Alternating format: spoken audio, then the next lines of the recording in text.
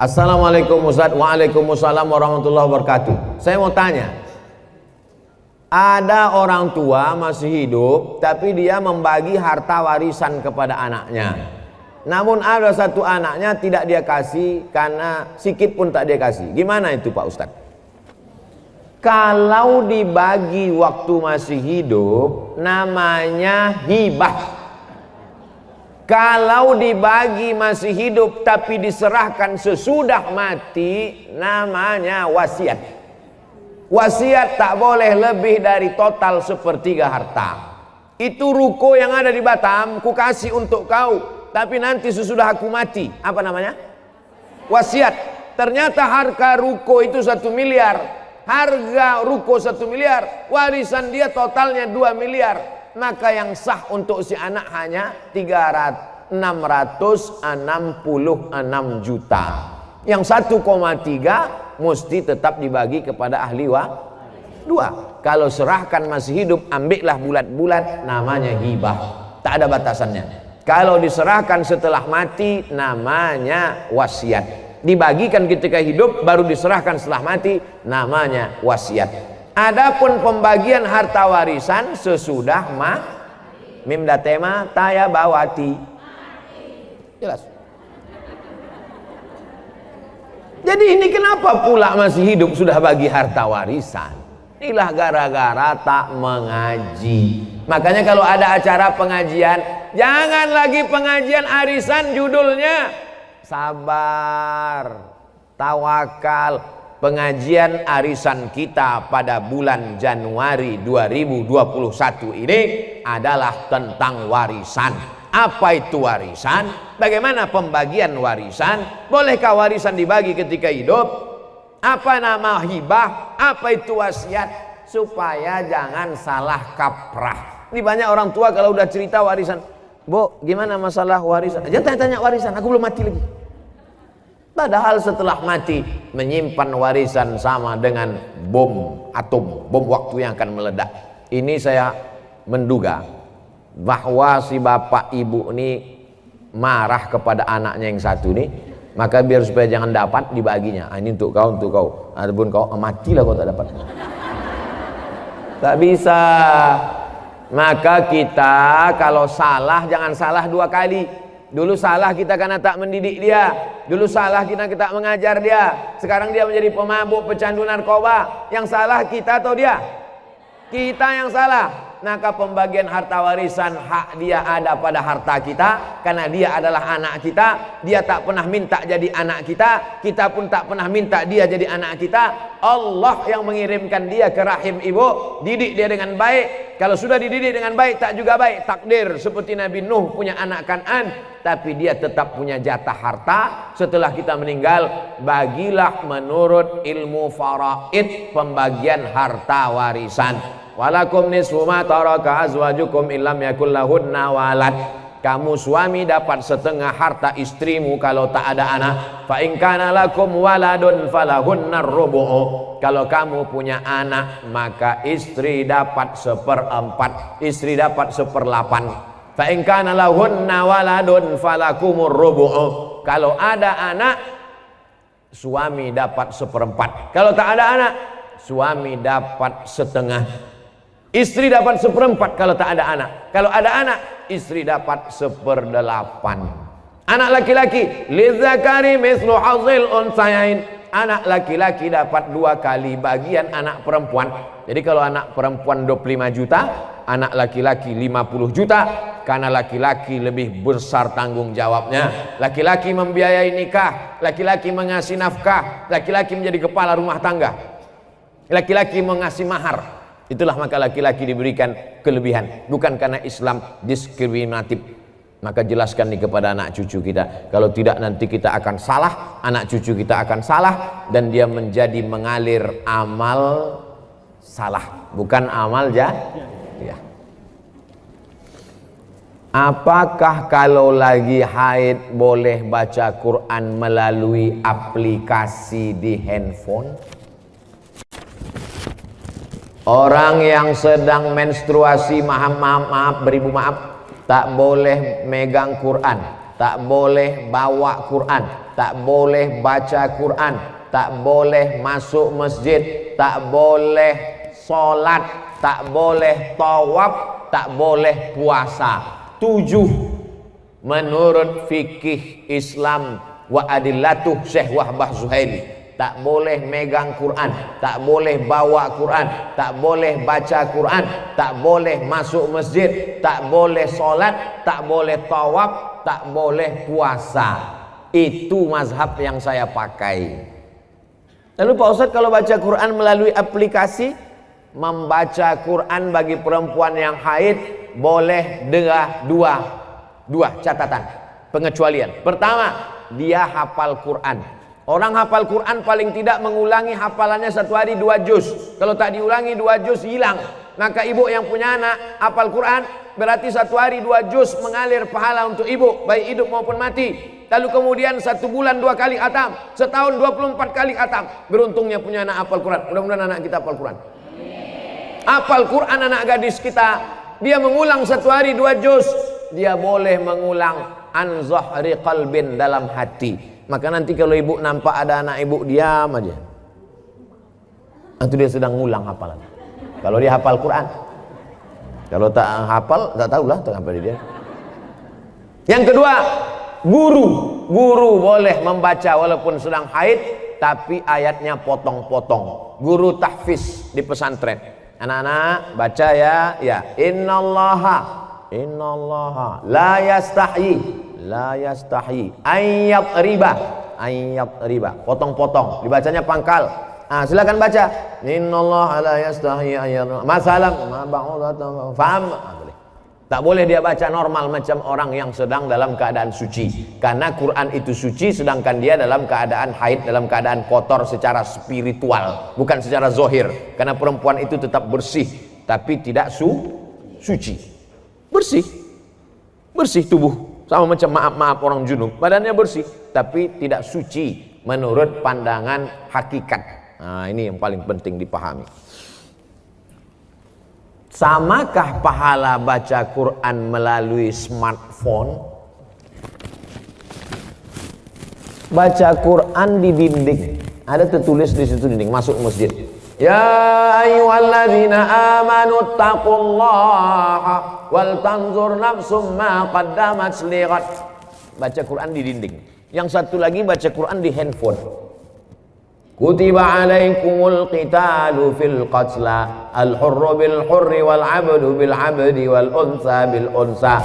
Yang satu lagi melihat mushaf Al-Quran. Ya ayyuhalladzina amanu ista'inu bis sabri was salah. Melihat mushaf, melihat handphone, melihat dinding. Pahalanya bukan dilihat kau baca Quran dari mana, tapi yang dilihat adalah lafaz di mulut dan di hati. Mulut fasih, tahsin, tajwid, hati ikhlas. Walaupun kau baca di pelepah kurma. Ada Quran zaman sahabat Nabi, Quran macam kita dicetak sekarang? Mana ada? Pakai resleting pula lagi. Kenapa kau tak pernah baca Quran ini? Saya sebetulnya mau baca Pak Ustadz, terus resletingnya macet terus tiap hari. Oh, kasihlah minyak jelantah. Dulu Quran ditulis di pelepah korma, di tulang onta, di batu yang, batu apa namanya itu? Batu lepes, batu ceper macam piring, ditulis. Jadi Quran tidak dilihat di mana, mau di kertas. Kertas adanya bambu yang ditumbuk, bambu, tahu bambu? Buluh, ditumbuk halus jadi bubur, dijemur. Itulah asal muasal kertas dari Cina. Lalu kemudian ada kertas satu lagi di Mesir, pohon bardi, tumbuhnya di tepi sungai Nil, disusun-susun melintang membujur, dipres pakai tanah liat, dijemur. Namanya kertas papirus. Kertas paling tua dua, satu dari Mesir, Fir'aun, satu dari Cina. Lalu kemudian barulah belakangan datang kertas masuk ke kota Makkah. Jadi Quran ditulis di kertas, di batu lepes, di tulang onta, di pelepah korma. Yang dilihat bukan baca di mananya, tapi yang dilihat adalah pelafazan mulut dan keikhlasan hati. Ini Qurannya bukan main lagi. mahal minta ampun, 30 juta harga Quran, diletakkan di lemari tamu di depan. Setiap tamu yang datang menengok macam menengok kucing. Bukan Quran itu yang mahal. Quran mahal adalah Quran yang dibaca. Seorang ibu mengajarkan anak-anaknya sambil masak pagi. Tak ditengoknya pun Quran itu sambil masak. Bismillahirrahmanirrahim. Wadduha wallaili idza saja. Ma wadda'aka rabbuka wa ma qala. Walal akhiratu khairul laka minal ula. Sambal belacan ditengoknya. Tapi Quran yang ibu ajarkan ke anak ibu itu, itulah yang dibawanya sholat. Usahakan ibu yang membacakan Al-Fatihah ke anak ibu. Supaya apa? 17 kali sehari pahalanya mengalir ke ibu. Ibu yang membacakan Fatihah ke dia. Yang belum membacakan, balik dari sini nanti, bacakan. Yang balik sekarang, nanti habis acaranya. Nak, baca Fatihah nak. Bismillahirrahmanirrahim. Itu hanya kurang halus sedikit. Bismillahirrahmanirrahim. Alhamdulillahi rabbil alamin. Rohnya kurang tebal sedikit. Luruskan bacaannya. Kapan kelingking ibu masuk ke celah kakinya saat mengajarkan dia berwudu, masuk air ke celah kaki? Kapan ujung jari ibu masuk ke celah telinganya saat mengajarkan berwudu? Kapan mulut ibu mengajarkan? Kapan tapak tangan ibu memegang pundaknya? Rata pundakmu nak. Jangan kepala kau macam menengok kuda jantan, menengok kuda betina. Jangan kepala kau ni menunduk macam menengok rumput. Rata nak. Kelak kita semua inilah yang akan dia kenang. Al-madrasatul ula. Ibu adalah sekolahnya yang pertama. Alhamdulillah ibu amalkan. Pahalanya mengalir ke ibu, mengalir pula ke saya. Tapi pahala ibu tak berkurang. Ibu tetap dapat 100, saya 120.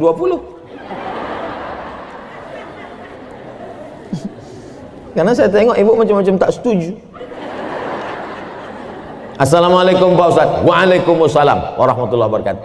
Apakah seorang istri berdosa bila menolak diajak hubungan jarak jauh? Media Islam Karena Rizky TV. semenjak pandemi kita tak bisa berkumpul. Macam mana hubungan jarak jauh?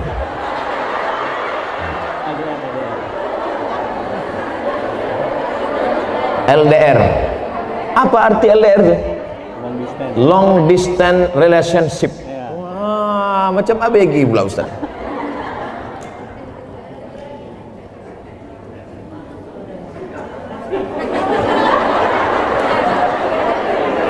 Wa'ashiruhun nabil ma'ruf. Dulu waktu akad nikah, suami ibu disuruh Pak Kua membaca ayat. Baca ini, wa'ashiruhun nabil ma'ruf. Berhubungan baiklah kamu dengan dia dengan cara ma'ruf. Ma'ruf diambil dari kata urf. Urf artinya baik menurut syariat Islam, menurut Quran, menurut sunnah, menurut kebiasaan. Maka selama tidak bertentangan dengan Quran, dengan sunnah, menurut kebiasaan, maka hubungan itu ma'ruf. Hubungan itu baik. Tapi kalau bertentangan maka tidak baik. Baik dan tak baik standarnya bukan akal. Baik dan tak baik itu dalam Islam standarnya adalah Quran dan sunnah Rasulullah Sallallahu Alaihi Wasallam. Saya mau tanya apa hukumnya menikah dengan wali tapi bukan dari ayah, abang atau adik laki-laki? Lalu dengan apa kau nikah? La nikaha, tidak sah nikah illa biwaliin, kecuali dengan wali. Wali itu siapa? Ayah, tak ada ayah. Datuk, tak ada datuk. Abang, tak ada abang. Adik laki-laki, tak ada adik laki-laki. Abang ayah laki-laki, tak ada abang ayah laki-laki. Adik ayah laki-laki, tak ada adik ayah laki-laki. Punya abang ayah tu punya anak laki-laki. Sampai begitu. Perwalian itu ada orang. Tapi insya Allah yang 6 itu adalah, kecuali dia disapu angin puting beliung hilang semua. Andai dia anak yang ditemukan dalam kardus, namanya binti kardus, tak ada walinya, macam mana? Fasultanu waliyun man la waliyalaha. Maka sultan menjadi wali bagi orang yang tak punya wali. Siapalah wali orang perempuan di Batam kalau tak ada walinya? Sultan Kerajaan Riau Lingga. Sultan Kerajaan Riau Lingga sudah menyerahkan kekuasaan kepada Presiden Soekarno. Lalu Presiden Soekarno membuat satu departemen untuk agama, namanya Kementerian Agama. Maka Kementerian Agama lah yang menerima Sultan. Lalu Menteri Agama tak sanggup turun ke Kemenak Kanwil Provinsi. Kemenak Kanwil Provinsi turun ke kota, kota turun ke kecamatan. Itulah maka kepala kantor urusan agama tak ada perempuan. Ada kepala KUA perempuan. Kenapa? Karena KUA akan menjadi wali bagi perempuan yang tak punya. Nah, ini ke depan nanti bisa jadi kepala KUA perempuan. Dia tak ngerti sejarahnya. Karena KUA akan menjadi wali bagi perempuan yang tak punya wali. Fasultanu waliyun man la waliyalaha. Memang satu sisi Pak KUA itu sebagai pegawai pencatat pernikahan, tapi ada dalam beberapa kasus dia bisa nanti menjadi wali pada saat perempuan itu tidak ada wali. Kalau sudah terjadi macam mana Pak Ustadz? Diulang akad nikah. Balik anak gadis kita membawa lakinya, hilang seminggu, pulang-pulang berbadan 2. Balik dia ke rumah, mak, ini lakiku katanya. Kapan kau nikah? Aku pergi nikah kemarin. Wali kau siapa? Udah ku beli wali katanya. Enak aja sekarang, lu tak belajar, jahil.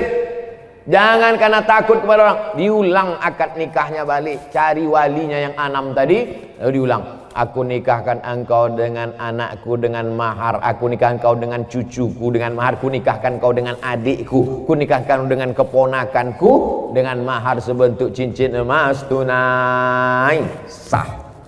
Diulang balik. Lalu perbuatan dia dari mulai dia nikah tak jelas ke nikah yang jelas ini zina. Nauzubillah. Selamatkanlah anak-anak gadis kami ya Allah. Saya berumur 30 tahun. Saya belum melihat Rasulullah dalam mimpi. Apakah keadaan ini dianggap sebagai celaka? Standar melihat Rasulullah di dalam mimpi nampak atau tidak nampak tidak termasuk bagian dari kewajiban seorang muslim. Melihat Rasulullah dalam mimpi adalah hadiah dari Allah Subhanahu wa taala. Sahihkah hadisnya? Hadis sahih. Man ra'ani fil manami faqad ra'ani bi anna syaitana la yatamassalu bi. Siapa yang melihat aku dalam mimpinya, kata Rasulullah, maka sungguh dia melihat aku, karena setan tidak bisa menyerupai aku. Tapi orang yang melihat Rasulullah itu melihat karena ilmu, bukan melihat karena ngawur. Ustaz, tadi malam saya mimpi jumpa Rasulullah. Gimana bentuknya? Jenggotnya putih, rambutnya putih, kulitnya putih. Itu bukan Rasulullah, itu drunken master. Karena Rasulullah itu dalam kitab As-Syama'il Al-Muhammadiyah, jenggot dan rambutnya putih tak sampai 20 helai. Jadi orangnya berilmu dulu, la ilaha illallah betul, tapi lihat pangkal ayatnya, fa'lam annahu la ilaha illallah. Belajar ngaji ilmu. Kalaupun sudah mimpi jumpa Rasulullah, setelah mimpi jumpa Rasulullah itu menjadi tukang ngomong banyak bicara, atau hatinya makin khusyuk, menjadi orang yang makin banyak ibadah, atau justru makin sombong membanggakan diri. Melihat Rasulullah hati menjadi tenang, melihat Rasulullah sholat bertambah khusyuk, melihat Rasulullah hataman Quran makin bertambah, itulah kebaikan. Tapi kalau ngaku mimpi Rasulullah, makin banyak cerita, makin banyak bicara, amal berkurang, maka sesungguhnya kita sedang dipermainkan. Na'udzubillah. Amalan apa yang paling disukai Allah? Ditanyakan oleh Abdullah bin Mas'ud, ayul a'mal ahabbu ilallah? As-salatu ala waqtiha, salat pada waktunya. Qultu summa ayyun, apalagi? Birrul walidain, berbakti kepada orang tua. Qultu summa ayyun, apalagi? Al jihadu fi sabilillah, salat pada waktunya. Anak bapak ibu tak perlu khawatir, zuhur tepat waktu, asar tepat waktu, tapi subuh, maghrib dan isya tanggung jawab bapak ibu di rumah. Tanggung jawab siapa yang lebih besar, guru atau bapak ibu? Guru, zuhur, asar, subuh, maghrib, isya, bapak dan ibu bertanggung jawab di rumah. Amalan apa yang bisa membuat kita mati husnul khatimah? Istiqomah. Makanya kata ulama tasawuf, al istiqamah khairum min alfi karamah. Satu istiqamah lebih baik daripada 1000 karamah. Bisa jalan di atas air, bisa terbang di atas awan, bisa bicara dengan binatang, mendengar tasbih pohon kayu. Kalau tak ada istiqamah, tak ada gunanya. Mudah-mudahan kita semuanya istiqamah. Aqwamuha wa in qalla, adwamuha wa in qalla. Sedikit tapi istiqomah lebih baik daripada banyak tidak istiqomah. Nah, oleh sebab itu maka kita amal istiqomah, insyaallah dapat husnul khatimah. Bagaimana cara menanamkan karakter baik pada anak didik sesuai ajaran agama Islam? Dipanggil satu-satu. Baca doa makan, Allahumma barik lana fima razaqtana wa qina azabannar. Baca doa pergi dari rumah, bismillahirrahmanirrahim, tawakkaltu 'ala Allah, la haula wala quwwata illa billah. Baca doa naik kendaraan, subhanalladzi sakhkhara lana ma kunna lahu muqrin wa inna rabbina munqalibun. Baca doa mau tidur, bismika Allahumma ahya wa amut. Baca doa bangun tidur, alhamdulillahilladzi ahyana ba'da ma amatana wa ilaihin nusyur. Hafal doa tapi tidak pernah berdoa. Ada enggak? Hafal doa tapi tidak pernah berdoa, karena doa hanya teori. Maka cara mendidik adalah praktek, bukan teori. Ketika mau makan langsung Allahumma barik lana fima razaqtana wa qina azabannar. Ketika mau keluar rumah langsung bismillahirrahmanirrahim, Allah. Ketika mau masuk WC langsung Allahumma inni a'udzubika minal khubuthi wal khaba'ith. Ketika akan tidur langsung bismika Allahumma ahya wa amut. Jangan dibaca sekarang, nanti tidur. Jadi jangan teori-teori, langsung prakteknya. Akhlak itu bukan teori. Akhlak menurut bahasa, akhlak menurut istilah, akhlak menurut etimologi, akhlak menurut terminologi. Bukan itu, praktek langsung. Apa yang harus saya lakukan apabila teman saya pacaran, sedangkan kita sudah menegurnya berkali-kali? Mudah-mudahan yang pacaran putus. Mudah-mudahan yang udah putus gak nyambung lagi. Hai yang pacaran, yang pacaran. Yang pacaran itu yang rugi perempuan. Bonceng sana, bonceng sini, bonceng sana, bonceng sini, masuk angin gembung. Yang muntah-muntah laki-laki apa perempuan? Perempuan. Yang hamil, yang malu laki-laki apa perempuan? Perempuan. Yang melahirkan anak meregang nyawa laki-laki apa perempuan? Perempuan. Kalau kebetulan nasibnya jelek, mati melahirkan, perempuan. Maka kalau perempuan tidak mau, mustahil laki-laki bisa pacaran. Kalau kau gagah perkasa, bukan dengan badanmu yang berotot. Kalau kau gagah perkasa, bukan yang berani membonceng. Kalau kau gagah perkasa, datang ke rumah ayahku, katakan kupinang kau dengan bismillah. Kalau kau gagah perkasa, datang ke rumah, bawa seperangkat alat sholat dan kitab suci Al-Quran. Oleh sebab itu maka pendidikan agama menjadi modal utama. Tapi kontrol orang tua juga luar biasa. Mudah-mudahan anak-anak kita diselamatkan dari pacaran-pacaran. Apa yang lebih baik kita lakukan apabila ketika pelajaran berlangsung, langsung terdengar azan? Apakah kita hentikan pelajaran atau nunggu belajar selesai baru sholat? Yang paling bagus adalah serentak pemahamannya 3. Guru di kelas, siswa, dengan yang buat jadwal. Jadi kalau 3 ini serentak seragam, insya Allah ketika jam pelajaran berakhir jam 12, jam 12 lewat sekian azan 11.40 ke 12.30 menit, oke, tak masalah. Sholat zuhur Jakarta 11.40, ditetapkan sholat zuhur di masjid jam 12, masih bisa. Kenapa? Karena di Masjidil Haram pun jarak azan dan iqamat setengah jam. Maka insya Allah kalau disepakati begitu, tidak akan ada murid yang mau keluar kelas. Permisi bu, mau kemana? Mau sholat. Tenang, nanti jam 12 kita akan serentak sholat zuhur. Yang buat jadwal ngerti, gurunya ngerti, muridnya ngerti. Sholat jam 12. Adapun 20 menit menanti itu memang biasa dilakukan, bukan termasuk orang yang fawailul lil musalli. Bagaimana menyikapi perbedaan-perbedaan yang ada, Ustaz? Banyak perkara berbeda dari para kelompok-kelompok kajian masing-masing, memberikan dalil. Mana yang menjadikan kami sebagai penuntut ilmu yang masih awam ini bimbang mana yang harus kami ikuti? Saya dalam akidah ikut mazhab Abul Hasan Al-Asy'ari. Dalam bidang fikih mengikut mazhab Muhammad bin Idris Syafi'i. Dalam bidang tasawuf mengikut Imam Abu Hamid Al-Ghazali. Tapi saya tak menyalahkan kawan saya yang ikut Imam Maturidi. Saya tidak menyalahkan teman saya yang ikut Hanafi, Maliki, Hambali, karena masih dalam Ahlus Sunnah wal Jamaah. Tapi saya pribadi kalau diminta untuk menjadi imam, maka saya tanya dulu, di sini biasanya pakai kunut atau tidak? Pakai, Pak Ustadz. Saya maju. Di sini pakai kunut atau enggak? Enggak, Pak Ustadz. Saya batuk cari imam lain. Karena saya kalau subuh pakai kunut. Dulu yang orang kelahi, ini pertanyaan zaman dulu. Yang kelahi antara kunut nggak kunut itu dulu. Sekarang orang udah nggak kelahi lagi masalah kunut nggak kunut, karena sama-sama nggak sholat subuh. Apa syarat seorang mengajar? Apakah harus dari pesantren ataukah dia harus LC dulu? Istri bapak hamil. Istri bapak hamil 9 bulan 9 hari, kurang 1 hari lagi. Tiba-tiba mules. Papa mules, Pak.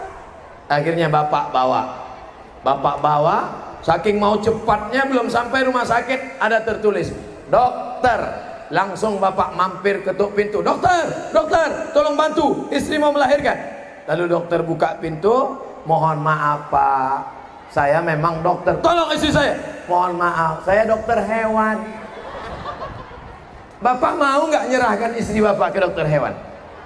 Tidak. Karena menurut bapak ini bukan ilmunya.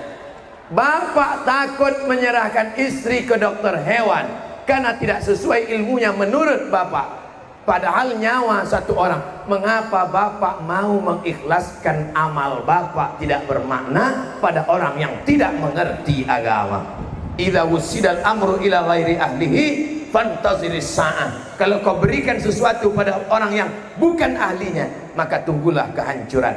Maka kalau dalam bidang agama, serahkan kepada kiai, tamat pondok pesantren, tamat dari UIN, tamat dari Universitas Islam, tamat dari Al-Azhar, dari Ummul Qura Makkah, punya standarisasi mengajar. Kalau tidak, kita khawatir dhalla wa adalla. Saya tidak mengatakan mesti alumni Azhar, enggak.